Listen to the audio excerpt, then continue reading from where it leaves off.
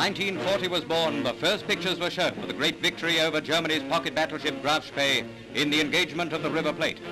After a fight lasting 14 hours, the Graf Spee fled for the shelter of Montevideo and was scuttled by the command of Hitler. In the icy seas of midwinter, our warships hunt out every Nazi vessel afloat. So battle-shy were the Huns that scuttling became the order of the day. The German luxury liner Columbus was soaked in benzene and sank in flames, also at Hitler's behest. Meanwhile, the victorious Ajax returned to her home port and added yet another distinction to her battle honors. After 2.5 years on foreign service, she shared with HMS Exeter and Achilles the acclamations of a grateful country. Britain echoed with cheers for the returned heroes of the drama of the River Plate. Still bearing honorable battle scars, Exeter burst at Plymouth.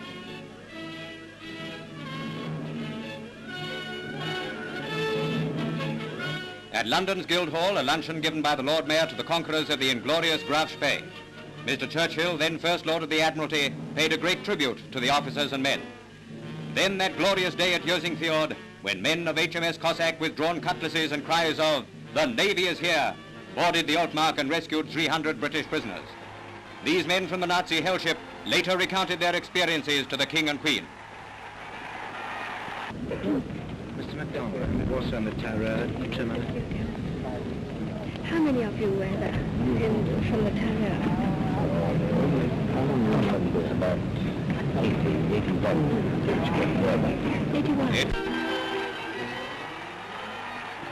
The royal visit to Scotland further afforded Clydesiders an opportunity to give their Majesties one of the most enthusiastic welcomes of their tour.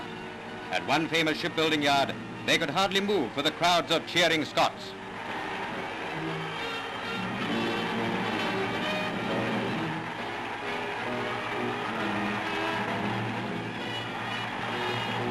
Speaking of Clydeside, 10 days following her unobtrusive departure from Clydebank, the largest vessel in the world, the Queen Elizabeth, docked in New York after the most dramatically secret maiden voyage in history.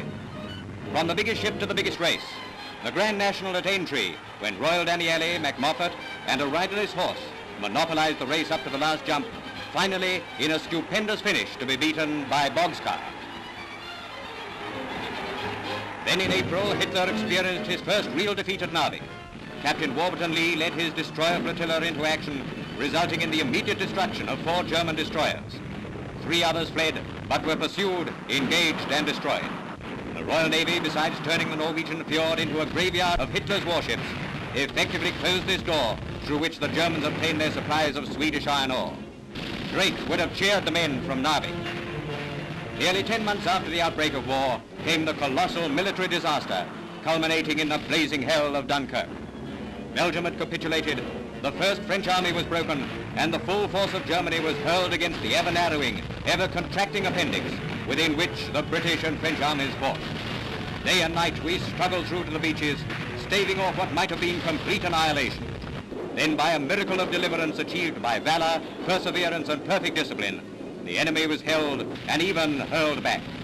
The RAF engaged and battered the main strength of the German Air Force, while the Navy, using nearly 1,000 ships of all kinds, carrying over 335,000 men, French and British, out of the jaws of death.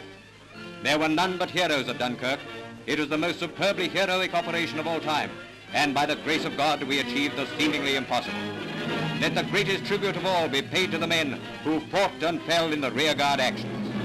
They fought their last battle from the water's edge. 3 weeks later, France sued for an armistice.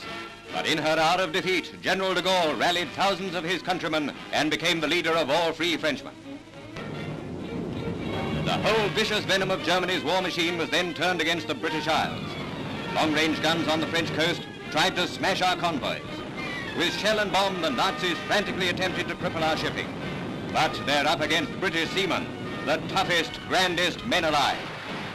While their shells come screeching from 20 miles away, the sky above is pockmarked by our anti-aircraft guns. Destroyers lay down smoke screens to hide our merchantmen. Well is this section of England's coastline named Hellfire Corner. Now the Battle of Britain is on. The Germans fling the full weight of their air force against our civilian life. From dusk to dawn they rain high explosive and incendiary bombs in an attempt to terrify us into submission. In this inferno, a newborn army wins glory. the national ARP services. Hospitals are not immune in the mad, lustful orgy of indiscriminate bombing. Nothing is sacred to the Hun. St. Paul's Cathedral, Wren's masterpiece, received a direct hit when a bomb smashed through the east end of the cathedral and demolished the high altar. The Mother Church of the Empire was twice made a target. The Tower of London became a military objective to the twisted Nazi mind in which love of destruction is inherent. From the very commencement of the Blitzkrieg, the homes of civilians were chosen for Goering's terror tactics. As long as there are historians to record it, the courage and bravery of the British citizens will live forever. No home was inviolate. Buckingham Palace, as much a home as any other, was hit more than once. Our King and Queen had not only their own worries, but shared the sorrows and dangers of their devoted subjects. Those were black days indeed in September, but it was the price we had to pay for victory in the air. By superb heroism, our Air Force inflicted smashing blows on the much-vaunted Luftwaffe. In their hundreds, they littered the countryside from north to south, east to west. The RAF won immortal glory as they blasted the air armadas of our unprincipled enemy. Never in the history of human conflict did so many owe so much to so few. We know now that the mass raids of September were to precede actual invasion, but the aerial vanguard of the Nazis lay a twisted mass of metal on our shores. So overwhelming were the defeats meted out by the RAF that space had to be found to accommodate the tons of wrecked enemy aircraft. With superb daring, our lions with wings hit back at Germany's war industries. Well, we'd seen a large fire about 25 miles away when we were running up on Berlin. And we flew, that was in the south side of the city. So we went over and had a look at that. Oh, then you flew across the city? Yes, slap across the centre. Altogether, we spent half an hour checking out on the target. And when we definitely identified it, we ran up and dropped our bombs. Sergeant John Hanna's heroism typifies the spirit of cool daring. He became the youngest VC of the war by fighting the flames in a blazing bomber in flight.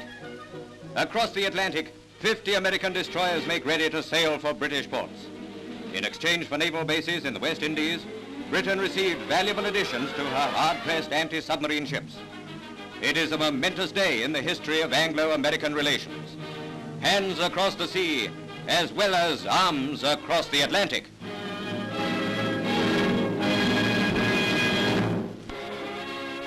On the anniversary of the fascist march on Rome, Mussolini attacked Greece. On land and sea, the Greeks struck hard and sent the invaders reeling back in confusion. Election fever gripped all America as Franklin Roosevelt won the country with a sweeping victory and became president for a third term. Into the harbors of our great dominions came the youngsters of Britain, evacuated from the perils of Hitler's war on women and children.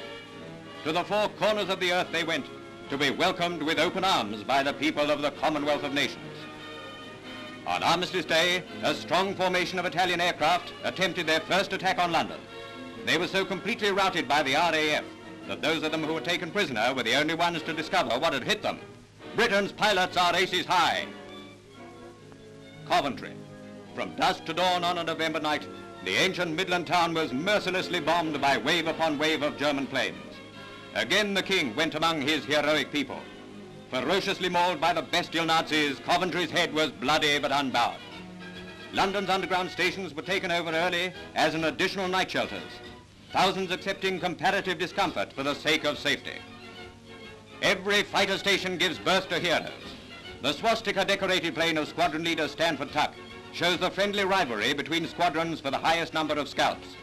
The winners of a kitty to go to the first squadron to bring down 600 enemy planes was shared by Flight Lieutenant Mungo Park and Pilot Officer Stevens. As hostilities developed in the Middle East, Italy's forces crumbled beneath the onslaught of Allied pressure. Our forces in Egypt struck blow after blow at the Axis scapegoat.